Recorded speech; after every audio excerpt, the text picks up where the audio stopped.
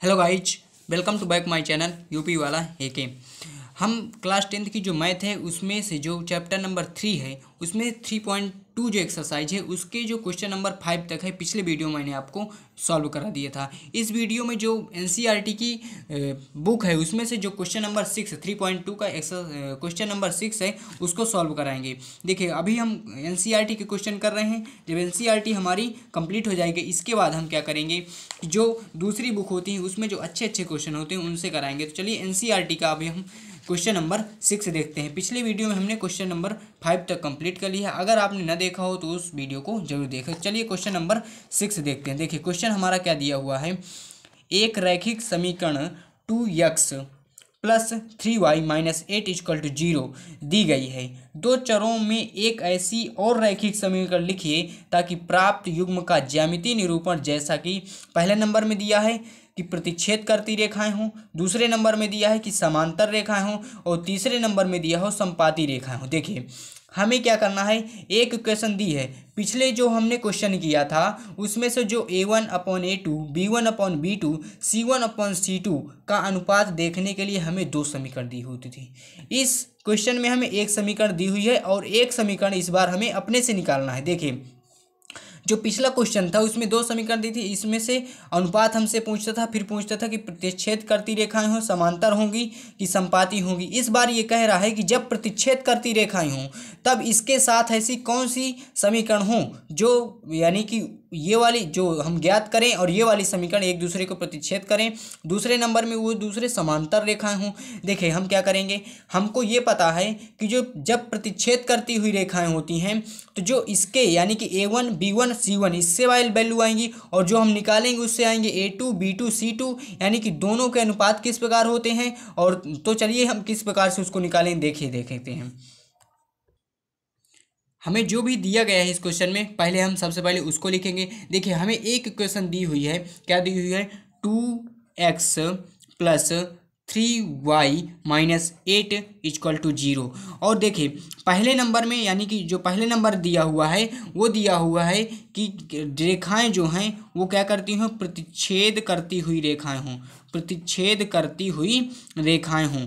अगर ये मतलब प्रतिच्छेद करती हुई रेखाएं हों तो हमें जो दूसरा समीकरण रेखाएं हों तो हमें दूसरा समीकरण जो है वो निकालना है। देखिए अब देखिए जब हमारी प्रतिच्छेद करती हुई रेखाएं होती हैं तो हमें पता है जो a1 और a2 b1 और b2 c1 और c2 के मान आपस में बराबर नहीं होते। चलिए हम एक ऐसे समीकरण लिख लेंगे, बिल्कुल सरल है, एक ऐसी समीकरण लिख लेंगे जिसमें से ये देखिए यहाँ पे 2 है तो यानी कि ऐसे लिख लेंगे जिनके अनुपात बराबर ना हो। तो अगर हम यहाँ पे आप कुछ भी लिख सकते हैं, हम लिख दें वही जरूरी नहीं कि आप लिख सकते हैं। आपको कॉन्सेप्ट पता होना चाहिए क्या है कि जब प्रतिच्छेद करती हुई रेखाएं होती हैं तो जो हम समीकरण लिखेंगे उसके अनुपात और इसके अनुपात वो बराबर नहीं होंगे। देखिए हम यहाँ पे क्या लिख सकते हैं, 5x प्लस 7y माइनस का 10 इक्वल टू 0। ये देखिए इसमें से क्या है कि जो a1/a2 कितना है, 2/5 है और b1/b2 क्या है, 3/7 है। यानी कि ये जो इक्वेशन है वो क्या करेगी, मतलब इसमें से अनुपात बराबर नहीं होंगे और जब अनुपात बराबर नहीं होंगी तो ये रेखाएं एक दूसरे के क्या करेंगी, प्रतिच्छेद करेंगी। देखिए दूसरा हमारा पार्ट क्या है कि ऐसी समीकरण निकालना है जो क्या हो, एक दूसरे के समांतर हों। समांतर होने के लिए शर्त क्या होती है कि जो a1/a2 और b1/b2 के अनुपात होते हैं वो बराबर होते हैं, लेकिन c1 और c2 के अनुपात बराबर नहीं होते। ऐसी समीकरण इस बार लिख लेना है हमें इसके लिए, समांतर के लिए, कि ये a1/a2। तो अगर देखिए हम यहाँ पे लिखते हैं 4x प्लस 6y, ठीक है। देखिए a1/a2 जब निकालेंगे तो ये 2 है ये 4 है तो 1/2 आ जाएगा और b1/b2 जब निकालेंगे तो क्या आ जाएगा, 3/6 मतलब 1/2 और 1/2 और 1/2 a1/a2 b1/b2 बराबर हो जाएंगे। लेकिन अगर c1/c2 को हमें इसमें बराबर नहीं करना होता तो यहाँ पे लिख लीजिए -10 इक्वल टू 0। अब देखिए इसमें से क्या है, a1/a2 बराबर हैं b1/b2 के और ये बराबर नहीं है c1/c2 के। इसमें भी लिख लीजिए, इसमें से क्या होता है, a1/a2 बराबर नहीं है b1/b2 के। अब देखिए तीसरा पार्ट इसमें से क्या करना है, तीसरा पार्ट कह रहा है कि एक दूसरे के समपाती रेखाएं हों। और जब समपाती रेखाएं हम ज्ञात करते हैं, समपाती हों, समपाती के लिए सभी का अनुपात, चूंकि इसका नाम है समपाती, मतलब सभी का अनुपात बराबर होना चाहिए। इस बार हमने -10 यहाँ पे कर लिया था, इस बार ऐसा ले लेना है कि 8 और 6 मतलब कोई नंबर ले लेना है, उनका अनुपात भी बराबर हो। देखिए 4x अगर हम ले लेते हैं, 4x प्लस 6y माइनस, देखिए -8 है तो यहाँ पे -16 लेना पड़ेगा, -16 इक्वल टू 0। यहाँ पे क्या है, a1/a2, a1/a2 ये बराबर हो जाएंगे। देखिए 2 और 4 को सॉल्व करेंगे तो 1/2 आ जाएगा, 3 और 6 को सॉल्व करेंगे तो 1/2 आ जाएगा, 8 और -16 को सॉल्व करेंगे तो 1/2 आ जाएगा। ये किसके बराबर हैं, b1/b2 के, और ये किसके बराबर हैं, c1/c2 के, और इनका सभी का मान क्या है, 1/2। यानी कि ये रेखाएं आपस में क्या होंगी, एक दूसरे के समपाती रेखाएं होंगी। देखिए हमारा मतलब क्या था, दूसरा इक्वेशन हमें निकालना था, एक इक्वेशन दी रहती थी अगर प्रतिच्छेद करती रेखाएं हों, तो उसके लिए मैंने आपको पिछले वीडियो मतलब जो पिछला वीडियो था उसमें डिटेल से बताया था कि उसके लिए शर्त क्या होती है, a1 और a2 का अनुपात b1 और b2 के अनुपात के बराबर नहीं होता। इसके लिए ये कंडीशन होती है, इसके लिए ये होती है जब समपाती हों। बस उसी तरह से आप कुछ भी लिख सकते हैं इक्वेशन अपने से, जरूरी नहीं कि यही इक्वेशन लिखें। चलिए अब हम क्वेश्चन नंबर 7 देखते हैं। इक्वेशन नंबर जो क्वेश्चन नंबर हमारा 7 है वो देखिए एनसीईआरटी का क्या है। देखिए आप पढ़ेंगे क्या दिया हुआ है, समीकरणों x minus y plus 1 equal to 0 और 3x plus 2y minus 12 equal to 0 का ग्राफ खींचे। x अक्ष और इन रेखाओं से बने त्रिभुज के शीर्षों के निर्देशांक ज्ञात कीजिए और त्रिभुजाकार पटल को छायांकित कीजिए। देखिए हमें क्या करना है, इस इक्वेशन और इस इक्वेशन को सॉल्व करके उसका ग्राफ बनाना है, और उस ग्राफ ऐसा बनेगा जिससे एक त्रिभुज बनेगा, उसी त्रिभुज के हमें निर्देशांक ज्ञात करना है, और उस त्रिभुज को जो बनेगा उसके निर्देश मतलब उसको छायांकित करना है। चलिए हम इसको देखें किस प्रकार से करते हैं। जो ग्राफ वाला क्वेश्चन था मैंने एक आपको पिछले में भी बताया था कि उसको किस प्रकार से सॉल्व करते हैं, इसमें भी आपको सॉल्व करेंगे। सबसे पहले हम क्या करेंगे, उनकी इक्वेशन लिख देते हैं। देखिए पहला इक्वेशन हमारा जो दिया हुआ है वो दिया हुआ है x माइनस वाई और प्लस 1 इक्वल टू 0 हमारा पहला इक्वेशन दिया हुआ है। जो दूसरा इक्वेशन दिया हुआ है वो दिया हुआ है 3x plus 2y minus 12 equal to 0। इसे थोड़ी और हम सॉल्व करेंगे तो यहाँ से हमारी x की जो वैल्यू आएगी वो आएगी, देखिए y उधर जाएगा तो प्लस में हो जाएगा और 1 उधर जाएगा तो माइनस में हो जाएगा। इसे हम इक्वेशन नंबर फर्स्ट मानते हैं, ठीक है। इसे अगर हम और सॉल्व करेंगे तो यहाँ से जो x की वैल्यू आएगी, x की वो देखिए क्या आएगी, ये 12 उधर जाएगा तो प्लस में हो जाएगा, और ये 2y जाएगा उधर तो माइनस में 2y हो जाएगा, -2y, और ये 3x के मल्टीप्लाई में है तो उधर जाएगा तो डिवाइड में हो जाएगा। ये हमारा दूसरा इक्वेशन बन गई, इक्वेशन नंबर 2।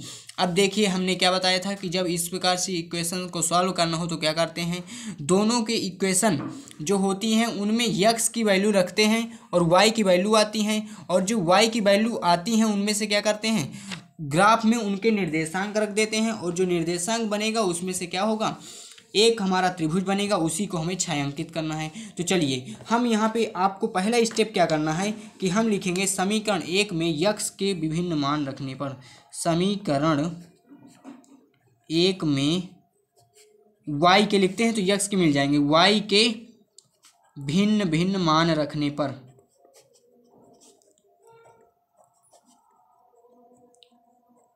भिन्न भिन्न मान रखने पर देखिए हम क्या करेंगे, y के विभिन्न भिन्न मान रखने का, और y के अगर मान रखेंगे तो हमें x की वैल्यू प्राप्त होगी।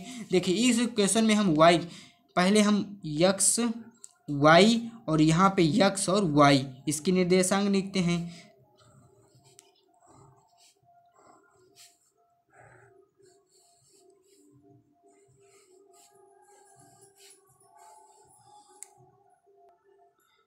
देखिए अब हम इसमें क्या करते हैं, जो इक्वेशन नंबर फर्स्ट दी हुई है, ये इक्वेशन नंबर फर्स्ट दी हुई है उसमें से हम x की y की वैल्यू रखेंगे और x की वैल्यू आ जाएगी, ठीक है।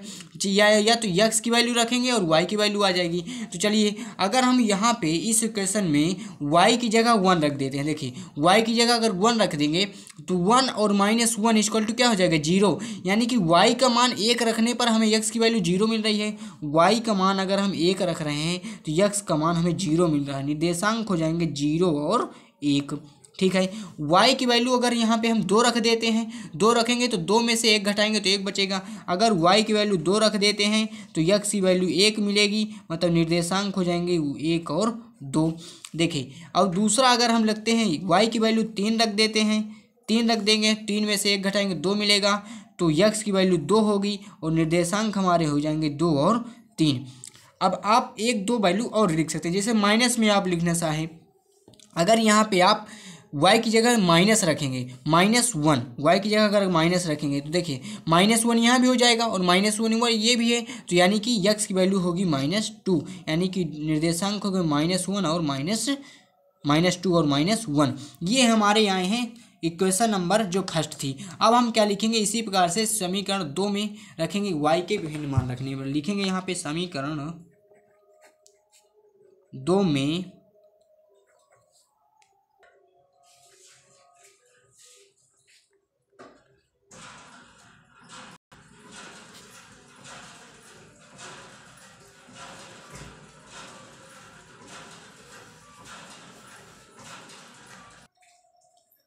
देखिए अब इसमें से हमें क्या करना है, कॉलम बन गया। अब हम x और y के मान रखेंगे। इक्वेशन नंबर 2 हमारी ये दी हुई है, x = 12 - 2y/3। देखिए x की अगर हम y की इसमें वैल्यू रखेंगे, अगर y की वैल्यू हम यहाँ पे 6 रख देते हैं, 6 तो 6 का 2 में मल्टीप्लाई करेंगे तो 12 हो जाएगा, और 12 और -12 करेंगे तो 0 हो जाएगा, 0 अपॉन कुछ भी वैल्यू हो तो 0 आ जाएगी। अगर हम y की वैल्यू 6 रख दिए तो हमें x की वैल्यू 0 मिली, यानी कि हमारे निर्देशांक होगा 0 और 6।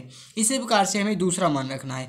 अगर देखें y की जगह हम 3 रख लेते हैं, तो 3 का जब 2 में मल्टीप्लाई करेंगे तो 6 आएगा, और 12 में 6 जब माइनस करेंगे तो 6 आएगा, और 6 को 3 से डिवाइड करेंगे तो 2 आ जाएगा, यानी कि y की वैल्यू 3 रखने पर हमें x की वैल्यू 2 मिली, निर्देशांक हमारे हुए 2 और 3। समझ में आ गया। अब देखिए अगर y की वैल्यू हम यहाँ पे अब दूसरा नंबर लेते हैं, अगर 0 मान लीजिए, एक बार लेते हैं 0 ले लिए, तो यहाँ पे 0 में से मल्टीप्लाई करेंगे y का तो 0 हो जाएगा, और 12 बचेगा, और 12 को जब 3 से डिवाइड करेंगे तो 4 बचेगा, यानी कि y की वैल्यू 0 लेने पर x की वैल्यू 4 मिली, निर्देशांक हुए 4 और 0। देखिए हम 1 और y की वैल्यू ले लेते हैं। अगर हम देखें 3 ही निर्देशांक हमारे एक लिए काफ़ी हो, जैसे आपको ज़्यादा नहीं करना तो चलिए 3 ही कर देते हैं। तो अब हमें क्या करना है, ये जो निर्देशांक दिए हुए हैं इन्हें हमें ग्राफ कॉपी में बनाना है, और उसी से क्या करना है, उसे इक्वेशन सॉल्व करना है, और जो त्रिभुज बनेगा उसके निर्देशांक हमें लिखना है। तो चलिए इक्वेशन जो फर्स्ट और सेकंड में जो रखने पर हमें जो ये निर्देशांक आए हैं, इनमें से हमें क्या करना है, ग्राफ कॉपी में दर्शाना है। देखिए ग्राफ कॉपी आप अगर ग्राफ कॉपी आपके पास है तो उसमें से बनाएंगे तो और सही आएगा, लेकिन मैं आपको इसमें से इस कॉपी में बना के दिखा रहा हूँ, तो थोड़ा हो सकता है अगर कम ज़्यादा हो जाए। स्केल से बनाएंगे इसमें, क्योंकि हमें वो इक्वेशन लिखना है ना, किसके, जो त्रिभुज जो बन रहा है उसमें हमें दर्शाना है कि जो त्रिभुज के निर्देशांक होंगे वो क्या होंगे। ठीक है, तो चलिए इसको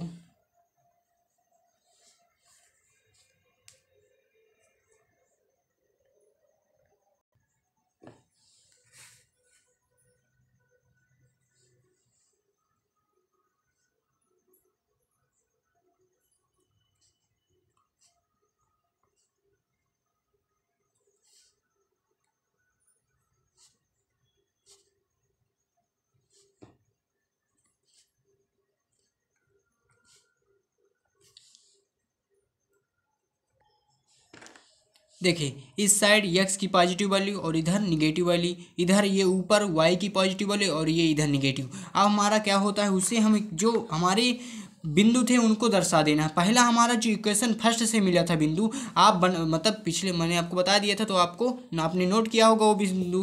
पहला हमारे थे 0 और 1, जो इक्वेशन नंबर फर्स्ट थी, मतलब x अक्ष में 0 और y अक्ष में 1।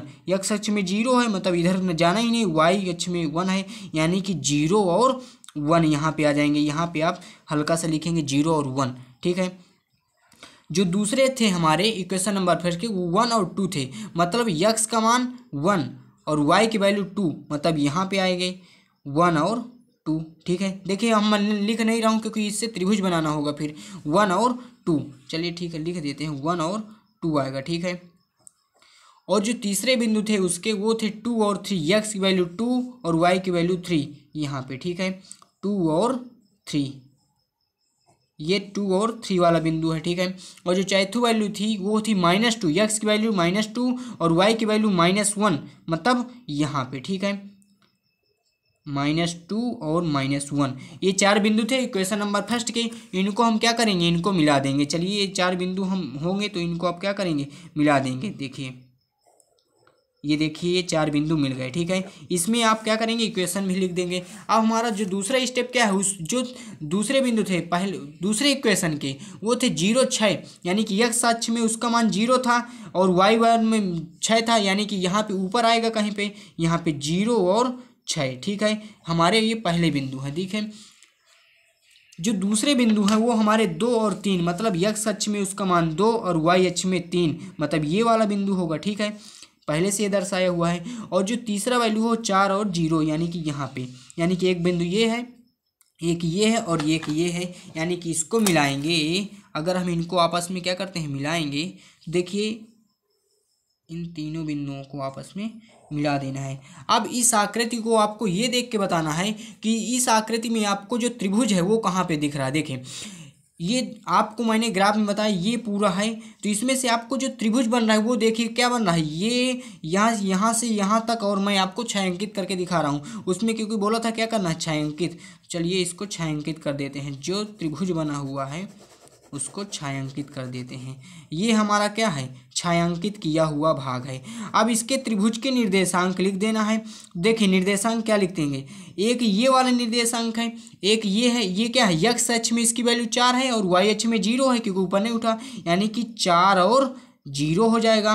एक्स अक्ष के यहाँ मैं लिख रहा हूँ 4 और 0 त्रिभुज के निर्देशांक। और दूसरा क्या है, 2 और 3, तो दूसरे निर्देशांक है 2 और 3, और तीसरे क्या है, एक्स अक्ष में क्या है, इसकी वैल्यू है -1 और वाई अक्ष में क्या है, ऊपर नहीं उठा हुआ है, यानी कि 0, यानी कि देखिए क्या आया है इसकी वैल्यू, जो तीसरा वैल्यू है वो क्या आया है हमारा -1 और 0। यही तो हमसे पूछा था कि त्रिभुज बनाना है, उसमें जो त्रिभुज बनता है उसको छायांकित करना है, उसके निर्देशांक लिखना है।